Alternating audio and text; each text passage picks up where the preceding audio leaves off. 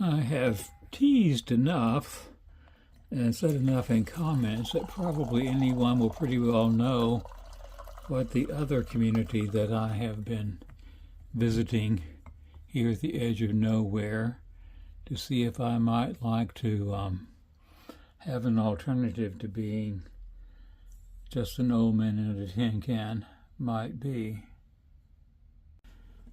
That congregation, that church, is St. Herman's of Alaska Orthodox Church, and I have known about it for years. And when I have left Fort Townsend for a while, I usually take my boxes of books that I'm not going to use again or don't want to carry with me over there, or icons that I decide are too heavy to carry to wherever and the like.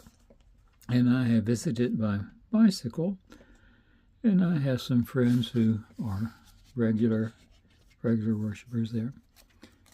But I think, sort of been afraid almost to actually go there to worship because I just knew I would be hooked.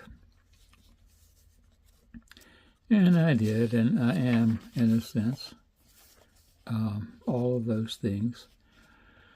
But the thing that surprised me, I suppose, the most was how big the church is. The outside looks small. The inside is, it's all of heaven. And I have visited some other churches in Port Townsend over my time here because I keep wishing, hoping, looking for some outward and visible sign of the inward and spiritual grace of the one holy Catholic and Apostolic Church. And I find that although that is our heritage, as often as not we throw it away for whatever is the big new thing this week.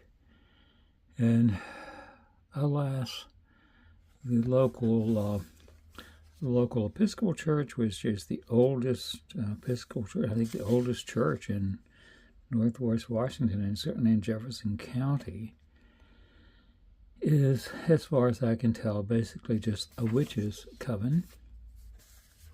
And this has been my experience, unfortunately, lately with the Episcopal Church, which has been going down quickly. There is an Episcopal Church in Bellingham that I used to worship with when the little Orthodox church there, St. Nicholas, I guess it was, aren't they all St. Nicholas, closed down for reasons which we never quite understood. The bishop just sent a letter saying, you aren't around anymore. I suggested that the little group of folks that I live with and worship daily with might do well to go to St. Paul's. And at that time, it was a sort of traditional to be post-Vatican II, 79 Prayer Book Church. The priest led the congregation in prayer, facing east. He didn't look at them like he was entertaining them. These days, they now have denigrated the Eucharist to basically a card table in the nave. And, there's no sense going on. But I will go on about St. Herman's, and there are a lot of things that overlap with St. Herman's and this book, and so it makes it a good way to do a sort of book review. I mentioned that it's bigger on the inside, and part of that is because, it's built to represent the gates of heaven and the sky and all the like. But it's also bigger because it has far and away the largest congregation of any, at least active congregation, of any church that I have visited in Port Townsend. But also because there are a lot of people there. I didn't count them, but I was told, and it certainly seemed to be true, that there were more than 100. I've been both the Vespers and liturgy, and the place is just packed. There are a few chairs for folks like me and older to sit on, but mostly everyone stands, and you have to be careful because there are often babies crawling around the floor. It is, very much intergenerational. And then one is surrounded by the icons of the larger family of the church at all times and in all places. And it's very much like a sort of a family. The Great Thanksgiving is like a great Thanksgiving in a family where you have all the currently living family gathered, but you have photographs on the side table and on the walls, so that you are reminded that you are part of a much larger family. I'll skip through some of this. This book is an interesting book in many ways. It's designed, of course, for use by individuals. But the idea of the individual in Orthodoxy is a little bit different from the individual in, I don't know, Davy Crockett America, shall we say. And because of that, the fairs are rather shorter than they would be were they celebrated in church. And they have an awful lot of options, and that might strike one who thinks of Orthodoxy as this set of rules as strange. I mean, and compared to some of the other liturgical churches, it is strange. Let me show you what I mean. Well, is that a ribbon? Well, yeah, there's a ribbon. There are almost enough ribbons in this book, but they're never quite enough if one worships. By the way, in the background is a video of Vespers at I don't know where, remember where. And I put it there because in many ways I prefer Vespers even to the liturgy, because at St. Nicholas,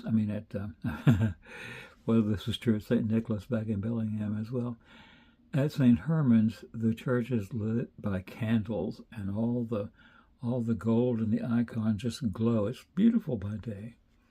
I don't have any photographs because it just seems wrong to take photographs of sacred things. It's like we say in the liturgy. The liturgy that I say, as well as the liturgy that is said at St. Herman. I will not speak of thy mystery to thine enemies, neither will I give thee a kiss as did Judas, but like the thief will I confess thee. Remember me, O Lord, in thy kingdom, not to judgment, not unto condemnation, be my partaking of the holy mysteries, O Lord, but unto the healing of soul and body. And I think also not unto illustration. But back to what I was about to say, if one uses the Little Office of Baltimore, which I find to be a really quite delightful book, I'm surprised. But anyone using the Little Office of Baltimore will say what anyone else using the Little Office of Baltimore will say. And that's a good thing, because it makes clear the sort of horizontal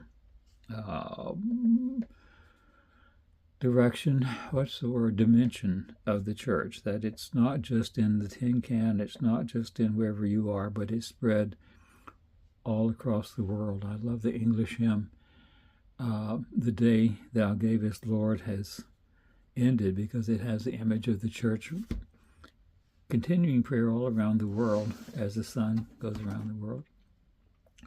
or if you use the book that is my official go-to. I've got a new copy, an extra copy, so I can have I haven't had two copies of any prayer book that were the same, and when people visit me, it makes it confusing. Again, whoever uses this book will be saying the same things as just about anyone else. But one of the wonderful things about this book is it has an introduction that is, where is it? I don't know. I thought I'd mark it and quote it, that suggests how important it is to pray constantly, but also to pray in a way that is your own. And there are many options that are available in this book. I love the hymns of the Orthodox Church. I mean, I love the hymns, the Anglican hymns too, but the hymns of the Orthodox Church have consistently a kind of a broader imagery, an imagery that leads one into the theology. Anyway, the idea is that one will work out one's own prayer rule, and normally this is done with the consultation of a spiritual advisor, a spiritual father, or sometimes mother. And I don't have anymore a single spiritual father. I sort of have the advantage of being having a spiritual committee that I can consult about these things. But the editors of this book, who is the editor of this book? I didn't give the proper shout out to the editor of the Law Office of Baltimore, Priest John Megadish, and here am I coming. Introduced the prayer rules and the recommendations of a number of the fathers of the church, and they recommend that during during periods of fast, like now, that one includes the prayer of Saint Ephrem, the Syrian. Now, Ephrem is interesting for a lot of reasons, and I will come back to that when I will talk about how welcomed I felt at St. Herman's. But what is interesting about St. Seraphim is he's a Syrian. He's from the, what is that called? The I don't remember the fancy names. You know, there's the Monophysite and the Miaphysite church. A church that technically is broken from the Orthodox Church in America, who produced this book, and of which jurisdiction falls St. Herman's. And yet his sanctity, his value as part of the family is recognized. And this is a magnificent prayer for the whole church, actually, which is, with all our sad divisions, I feel is really important. So I'm going to not make this video too long, and not a whole lot about the parts of this this book, because it's a complexly simple book. It has it's kind of like a pantry, and you look at a full pantry and it looks complicated, but all the parts for any one dish are not, and that's how the prayers in this book work. So I got there, and it was glorious, and I knew all the hymns, of course, because that's one of the great things about going to an Orthodox church. The hymns are the hymns. The readings are the readings. It's not make it up as you go along. And it's interesting that they use the Psalter of the 70, which I had used many years ago. And then it started using the Coverdale Psalter, which is used by more folks in the Orthodox Church, which is the Psalter quoted in this book, interestingly enough. But anyway, it was just homecoming. And I came to communion, and the priest who didn't know me said, "Are you Orthodox?" And I said, "Well, I don't know. Whether you would consider me Orthodox, we can talk later." And he gave me a blessing. And then there was the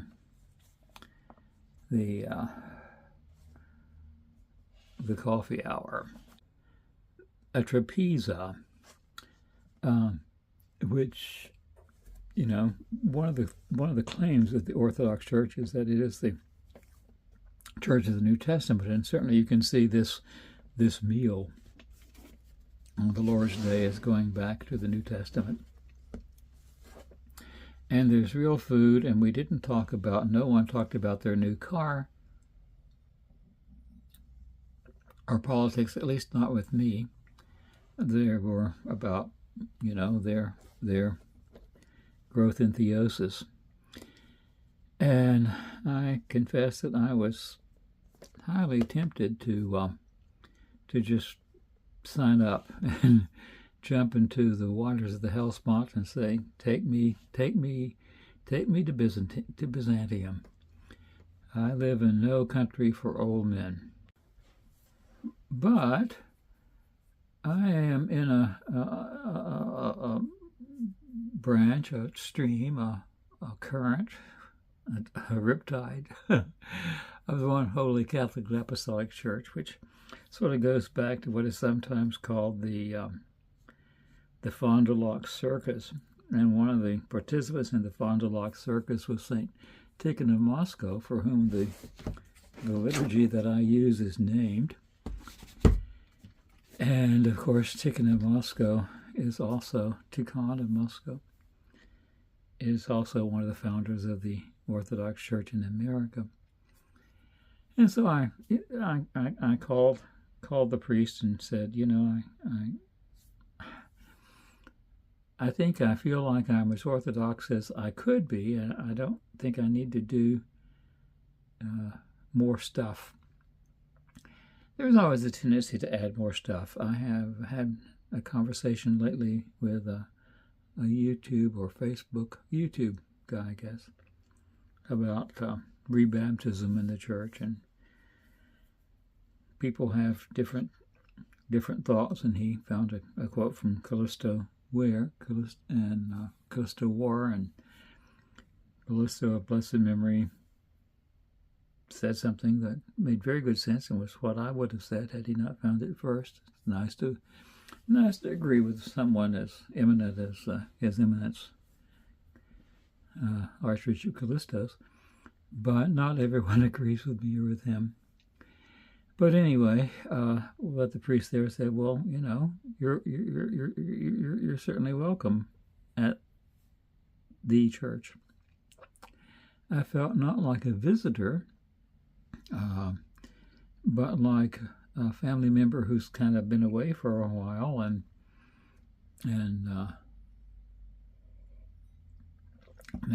now I have come, if not all the way home, at least into the neighborhood.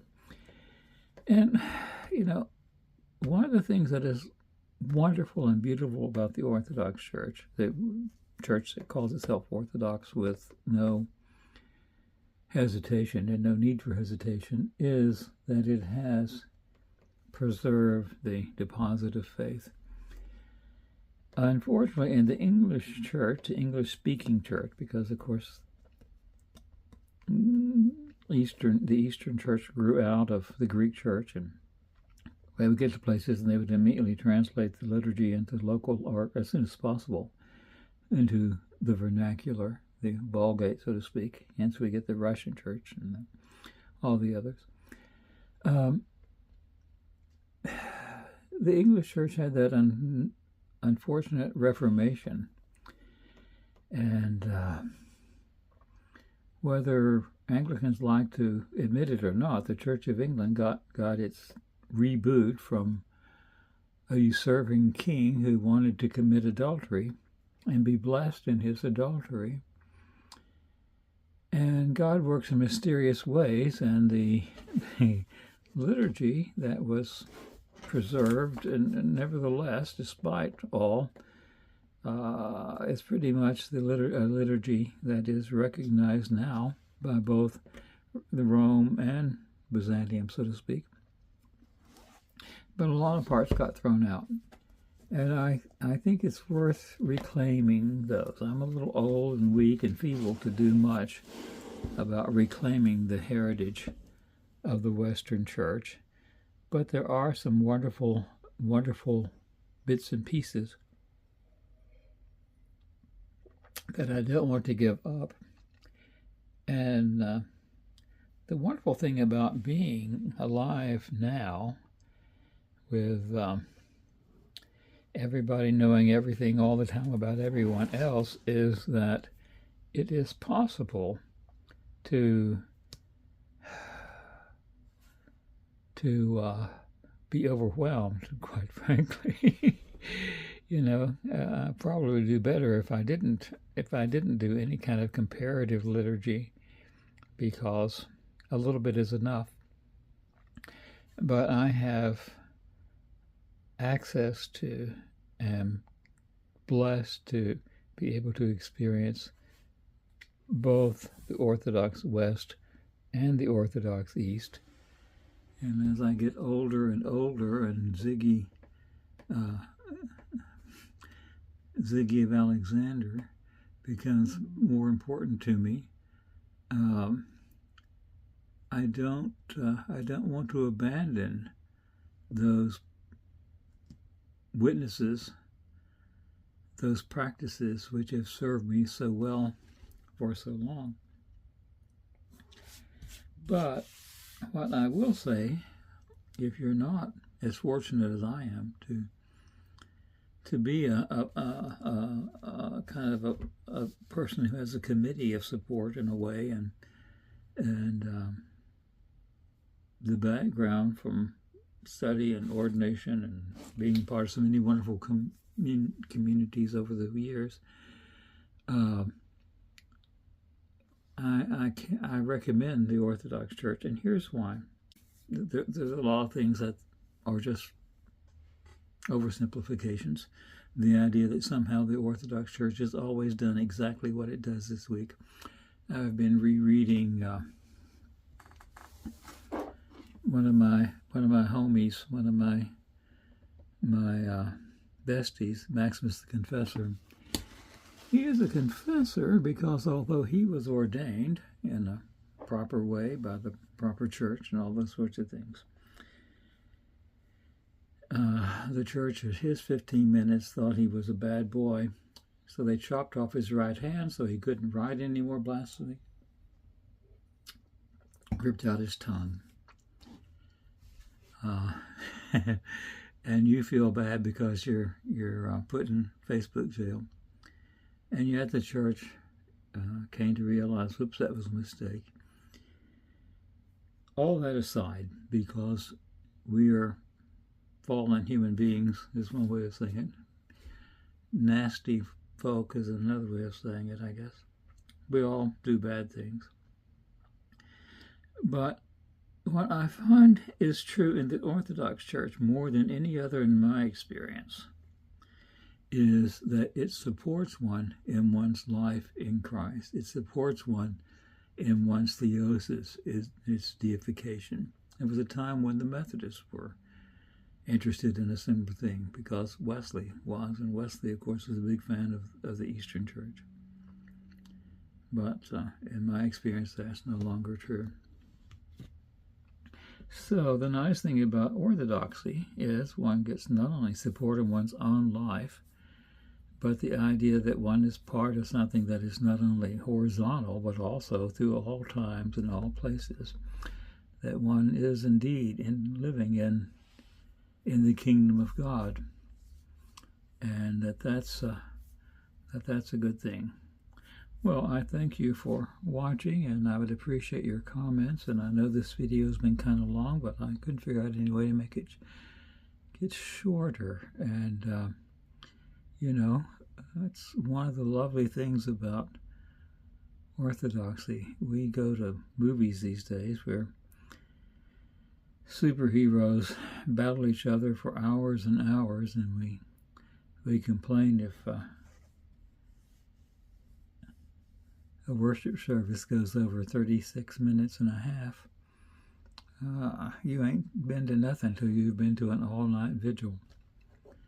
And if you have an all-night vigil near you, I recommend it. Christmas is coming. Again, thanks for watching. Like, subscribe, comment, and all those things. See that little girl? That's how I feel when I'm in church.